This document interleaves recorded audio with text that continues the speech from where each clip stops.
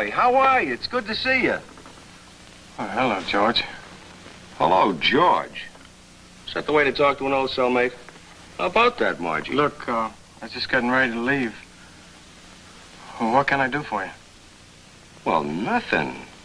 Just because I look up an old friend when I get out. Lay off it. You're trouble, George, and I'm through with trouble. Come on, let's go. Well, I know how it is when you first get out, so if you can use a few bucks, take that. Well, thanks, Robbie. I'm a little stony at that. Listen, I'll get it back. No?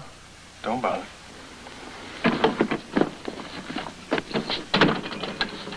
Are you going someplace? Just down to the drugstore. Okay, Robbie. Listen, will you drop me and Margie off at the bus stop? Huh? All right.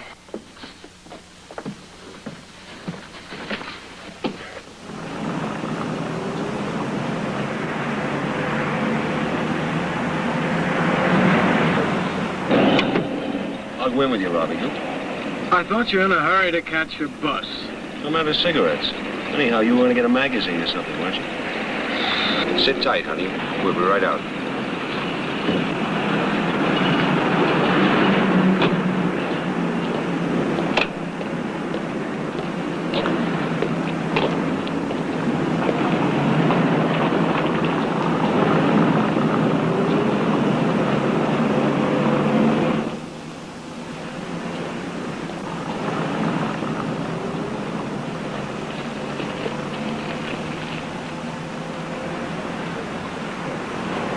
Yes, sir. Just these.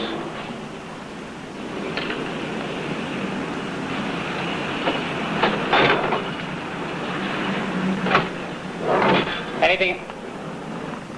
All right, get in the back room. Go on, get in the back room.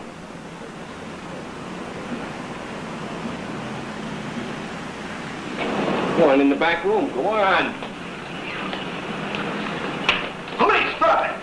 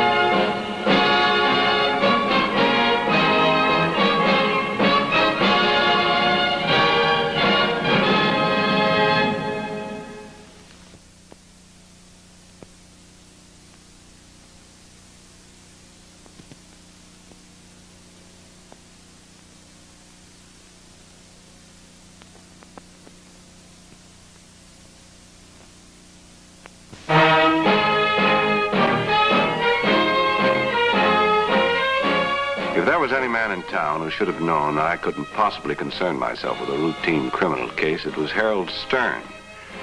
During the years he'd been my law clerk, one of his jobs was to keep people away from me. Now, as a practicing attorney, he stood there himself, asking what he knew I didn't have time to give. Mr. Maris, as you know, this is only my third criminal case. If I go to court with the evidence I have now, Robert Arnold will be convicted as an accessory to murder, the murder of a policeman. He doesn't need a Harold Stern. He needs a Herbert Maris or a Clarence Darrow. If he's that obviously guilty, why'd you take the case? But he isn't guilty. I've known Bob since we were kids. I believe him. He didn't do it. Oh, now, don't tell me that he was framed. Of course not. Now, look, sir, Robert Arnold made his mistakes when he was younger. It's true, he spent 3 years in prison. But he doesn't owe society a thing anymore. When he came out, I got him the job he has now. And he just happened to be with George Galt, whom he met in prison, the night that Galt tried to hold up a drugstore, huh? That's right, sir. You don't just happen to be involved in a holdup like that. Robert Arnold was. Harold, I just don't have the time. Mr. Maris, he is caught in a web of circumstantial evidence that will hang him. He needs you. Look, if you won't do it for him, then do it for me. If you don't, he'll die. I can't help him. I've done everything I can, and I know it isn't enough. Please, Mr. Maris, just talk to him. All right. Where is he? In the prison ward of the county hospital. I mentally kicked myself all the way to the county hospital.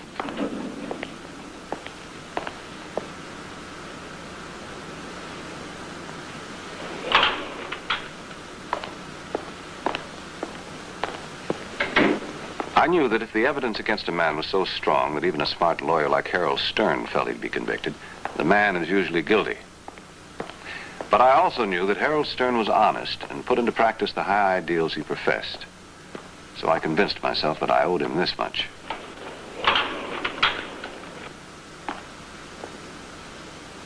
Robert Arnold didn't look like a criminal, but few criminals do. I told him who I was and why I was here. My mind was open. If he wanted to convince me of his innocence, he was welcome to try. Mr. Maris, I don't really expect you to believe it, but it's the truth. Stern told me you were driving the car that night. Why'd you pick that particular drugstore? Just because it was close to where I live. You see, I was going to buy a magazine and then drop them off at the bus. Miss Margie is the girl you claim was with Galt that night. That's right. The police say that Galt was the only one in the getaway car. I can't help what the police say. Mr. Maris, maybe she got scared and ran when she heard the shooting. I don't know, but she was sure there when we went inside. When was the first time you were aware that anything was wrong? Well, I was reading a magazine, and I didn't notice a thing until I heard somebody holler. Then there was a shot, and Galt ran for the front door there. Who identified Galt for the police? I did. Guess some people might say I was being a canary, Mr. Maris. But see, I work for a guy named Ed Sparks, and Ed's an ex-convict, too. When he hired me, he said that when you go straight, then you gotta go straight all the way. Then you're on the side of the law. That's exactly where I am now, all the way. Did it ever occur to you that if you hadn't been an ex-convict, you might never have been arrested at all? It occurred to me. But it may be true, it may not be, I don't know. Still, I know it was my fault for being there with Galt in the first place. I sure can't blame the cops for it. I'd laid a trap for Robert Arnold. Most ex-convicts, when rearrested, accused the police of persecuting them. He didn't. It was that attitude and a certain honest frankness about him which persuaded me to take a deeper look into the case.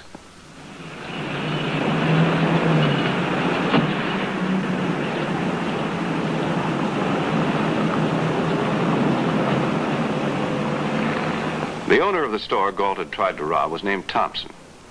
Mr. Thompson remembered the holdup indignantly, as he had a right to do.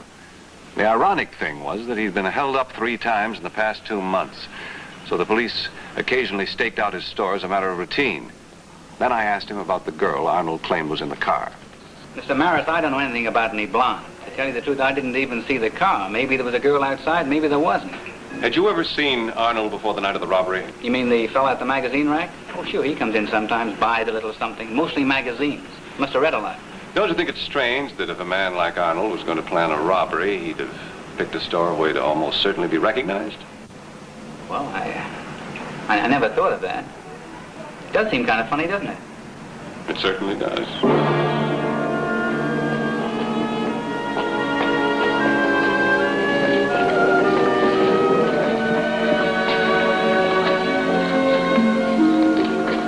Let's try it again, Mr. Malloy. You saw a parked car and you thought somebody was in trouble. That's right. And you stopped. That's right. It's the code of the road like. With $100,000 worth of fur? And I'd like to know just what kind of a police force we have if a person can't even walk down the street at night. How old would you say he was? Who? I tell you, I was nowhere near that market. 4 people positively identified you. The manager, the cashier, the stock clerk. I was playing golf at 7:30. You playing golf 7:30 in the morning don't make me laugh. Why not? Take them away. Hello, Counselor. They get tough pretty fast, don't they? Oh, they don't stay tough long. That one won't anyway. A few hours in the tank, you'll come up with a new set of lyrics. Sit down. I don't suppose you came here to invite me to speak to the Bar Association. You're holding a Robert Arnold in the prison ward, aren't you? That's right. You interested? Yes, I've been looking into it. Well, I know you don't waste your time on things you don't think important. But the officer I have handling that case is one of my best men. Do you think he might have missed something? I talked to Arnold. I think the boy's innocent. He's an ex-con who just happened to be at the scene of the crime. He was seen coming in the drugstore with a criminal who just happened to be an ex-cellmate of his. He swears he knows nothing about it, yet he left his car parked outside, conveniently, with the motor running. I thought you said you didn't know anything about the case. I said I didn't handle it. So you didn't. But the motor was left running because the battery was dead. I checked it. Well, Counselor, I never expected a man of your integrity to fall for that old line. That's a stock answer from a criminal like Robert Arnold. Have a sandwich? You don't want to talk about it. Oh, there's nothing to talk about. Would there be if an officer hadn't been killed? Do you know how safe you are, Counselor? You know there's not a chance in a million that you'll get shot at on the way home tonight, and do you know why? Because my people stand between you and the guns. There's not a man in this room that doesn't stand a good chance of being dead before morning, and they know it. Maybe we do get a little touchy when some gunman kills a cop. We don't like to see them get away with it. And that goes for the people who back up that gunman. And we have every reason to believe that Robert Arnold backed up George Galt. It's just as wrong if Robert Arnold dies unjustly as it is if a policeman is killed. And I've got every reason to believe that Arnold wasn't involved in that robbery. Can you prove that? No, I can't. But George Galt can. George Galt? The police force has been looking for him for an entire week. I want him real bad. You can look into it if you want to. Who knows, you might come up with something. It's George Galt I'm really interested in. And so we can just forget about Arnold. When a policeman's killed, you stop being a detective and become a judge even before Arnold's brought to trial. Tell me, Weston, you shaved Arnold's head yet? Have you slit his pants leg? Counselor, you're not always right. Show me a piece of evidence, I don't care how small. Then I'll be on your side, but not until then. All right. I'll do just that.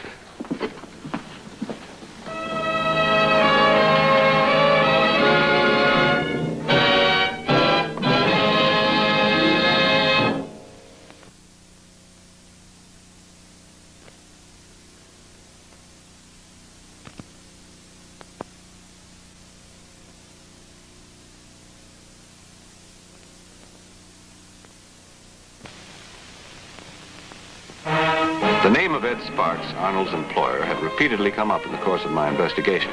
I called on him. Look, Mr. Maris, you're a nice fellow. I've heard a lot of good things about you. But don't come to me about Robert Arnold. I don't want a thing to do with him. Why not? You see this place here, Maris? I've got better than 500 people working for me. 50 or 60 of them are ex-cons. You want to know why they're here? Because I'm an ex-convict myself. 18 years ago, when I got out of prison, I couldn't get a job anywhere, doing anything. But I made up my mind I was going straight. Even I had to make my own job, and that's what I did. Well, that's very commendable. I'm not trying to impress you, Maris. But when I hire an ex-convict, I show him this place. I tell him this is what you can do by going straight. I tell him if he works for me, he goes straight all the way down the line. No slip-ups. If he does slip up, makes one mistake, anything more than a traffic ticket, I'm through with him. Finished. Arnold killed himself with me when he got mixed up with George Galt. Tell me, did you talk to Arnold? Did you see him? Did you get his side of the story? Now, wait just a No. minute. You just sat there in your big leather chair and judged him. Isn't that what you were just bellyaching about, the way society treats you when you first got out of prison? You're a fine one to talk about cons going straight. You don't even believe in it yourself. Wait a minute, Maris. Well? You know something? You're right. Anybody in this world should know better, I should. Come on back and sit down. Guess I've been getting a little too self-righteous. So you really think Arnold is innocent, huh? I really think so. You'll have a hard time proving it. Well, I can't prove it at all, but there are two people who can. George Galt and the girl who was with him that night. What do you want me to do? Well, Arnold worked for you. Maybe he told some of his co-workers something that might help. Maybe one of your people knew Galt in prison. Or the girl, I don't know, anything. You got any idea what the girl looked like? Yes, she was in her 30s, blonde, name of Margie. Mr. Maris, I've got men working for me who know places about this town you'd never dream of. I'll talk to them. Might be able to do some good. Wonderful. And thanks, Mr. Sparks. If you learn anything, just call me at the house, will you? I will. Good. Oh, Mr. Maris. Yeah? I'm not used to being talked to the way you talked to me a minute ago. I'm glad you did.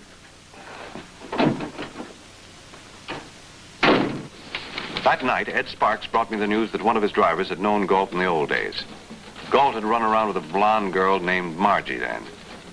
All Sparks' man knew about her was that she used to work as hostess and taxi dancer in the river district of town and had served a sentence in the state woman's reformatory. Here they are, 3 of them, all Margies.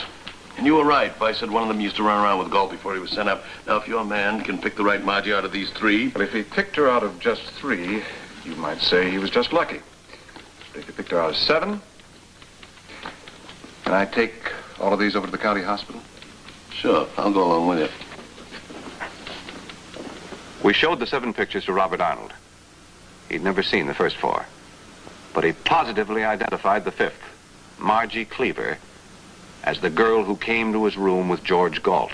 The girl who stayed in the car when the holdup took place. You told me that Cleaver dame hung around the river district. Now, if I gave you copies of her picture, you suppose you could concentrate your salesman in that area for a few days? Who knows? If she's there, one of your men might just knock on her door. The next morning, Ed Sparks passed out a copy of Margie Cleaver's picture to each of his driver salesmen. He instructed them to call him immediately if they saw her anywhere. During the next couple of days, a blonde woman couldn't move in the river district without being scrutinized. We averaged between 5 and 15 false Margie Cleavers an hour. Not only did they not locate her at first, but they were so engrossed in the search that Sparks' salesman forgot to sell can openers. It's only $1.50. Don't you want one? No, I don't want one of your stupid can openers.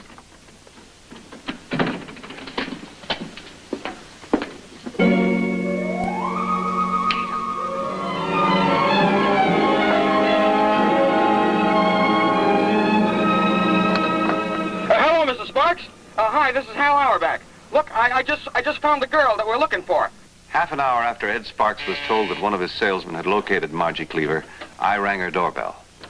Well, hello. I'd like to talk to you for a minute, Miss Cleaver. Miss Cleaver.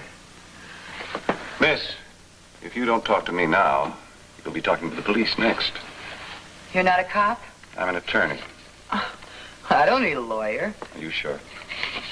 Oh, well, okay. Come on in.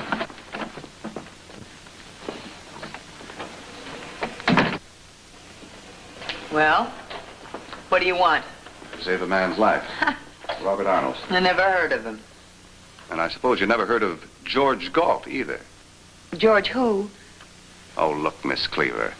A man by the name of Robert Arnold is about to be tried as an accessory to the murder that George Galt committed. You know where George Galt is? I've got to find him.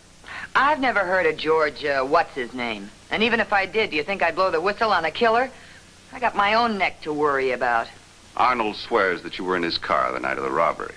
Yeah, I read about that in the papers.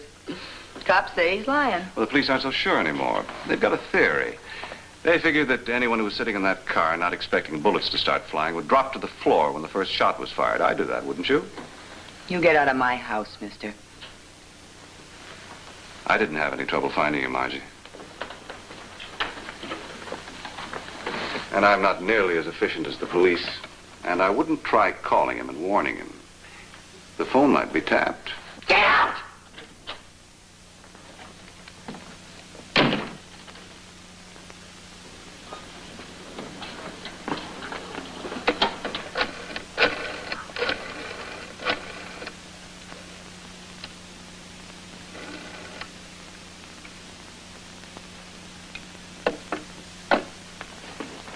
I put in a call to Lieutenant Weston to tell him I'd found the girl. He was out on a call. So I called Ed Sparks, told him what I was doing, and asked if he could spare a man to follow me and keep the police posted. He went me one better. He said he'd follow me himself. It took Margie Cleaver about half an hour to pack. She headed for the nearest bus stop.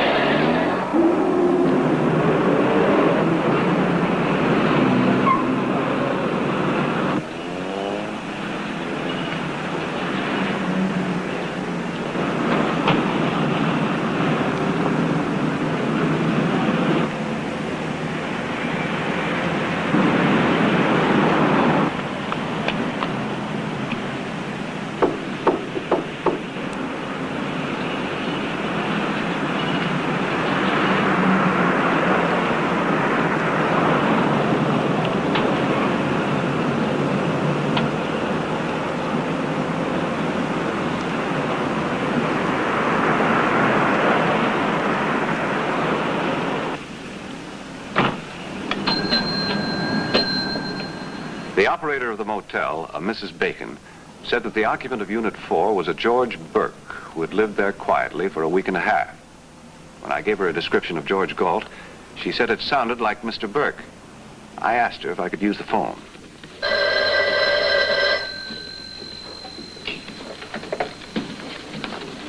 Lieutenant Weston. Maris, Lieutenant. I can't explain now, but I'm at the Brentwood Motel on Westlake. George Galt is living in Unit 4. Are you sure? I'm sure, but he and Margie Cleaver will be making a run for it any minute now. Stay there. I'll be right over. Lieutenant, if Galt is killed, he won't do Arnold any good. I want him alive. Well, that's up to him. If he doesn't use his gun, we'll take him alive. Oh, and Counselor, don't be a hero. Stay out of sight. I sent the motel manager away to safety. I had one hope, that Weston would get here before Galt tried to leave.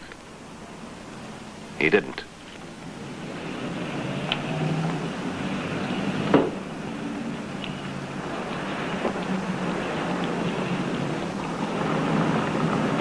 Wait a minute. That's Maris.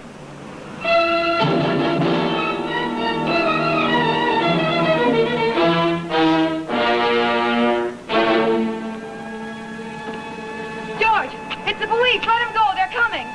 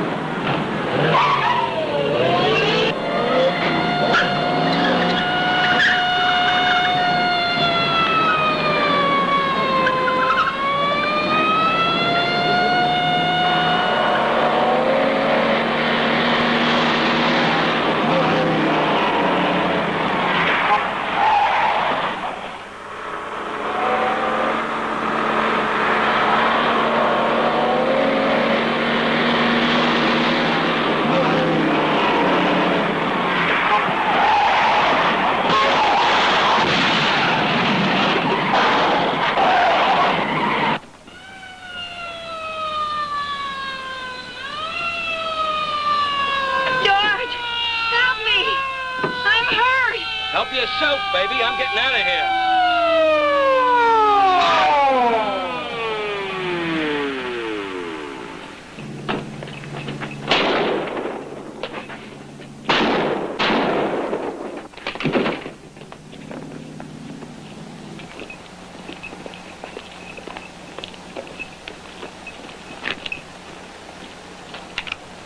Sorry, Herb. I told my men to shoot only as a last resort. You can see they had no choice. Well, let's get the girl.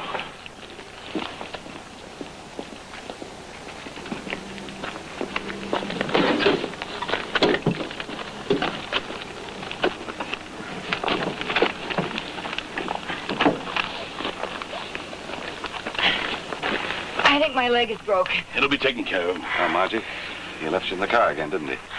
You were in the car that night, weren't you? Yeah, I was in the car. Afterwards, I was afraid... Did Robert Arnold know Galt was going to hold up that drugstore? No, neither did I. I don't even think Galt did. It isn't the first time that he pulled a heist out of thin air. You'll testify to that? Yeah, I'll testify. I don't owe him a thing.